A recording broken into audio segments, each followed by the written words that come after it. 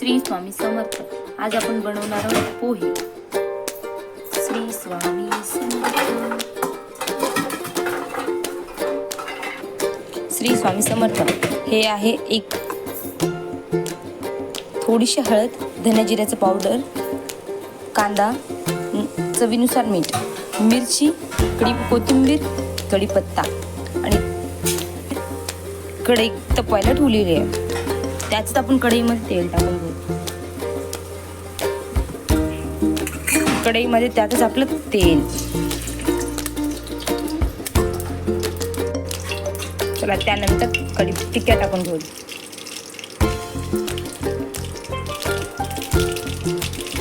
टिक्क्या तडतडल्या त्यानंतर कढीपत्ता, परत कांदे सोडलेले आहेत. त्यानंतर परत आपल्या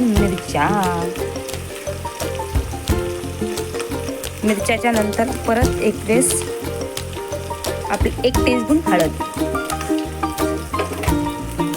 थोडीशी कोथिंबीर,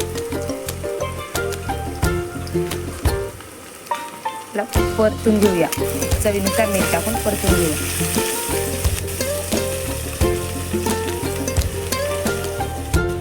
त्यानंतर 1 मूठ भरून शेंगदाणे,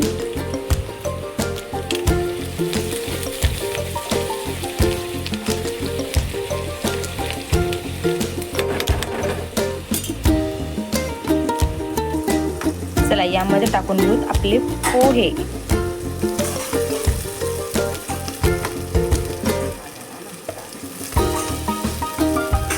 त्यानंतर पोह्यावर टाकायचं हे धन्या जिऱ्याचं पावडर.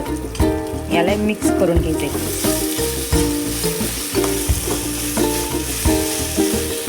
फक्त आणि फक्त 1 चिमूट थोडीशी साखरीने काय होते, पोहे हे जड असतात, त्याच्याने ॲसिडिटी होते. धना जिऱ्याची पावडर आणि साखर जेव्हा मिक्स होईल त्याची ॲसिडिटी आपोआप कमी होत असते. म्हणून पोह्याने ॲसिडिटी होत नाही. म्हणून पोह्यामध्ये थोडीशी साखर व धना जिऱ्याची पावडर टाकावी. पचन होण्यास सोपे असतात. चला आपण सर्वजण नाश्ता करूया पोह्याचा.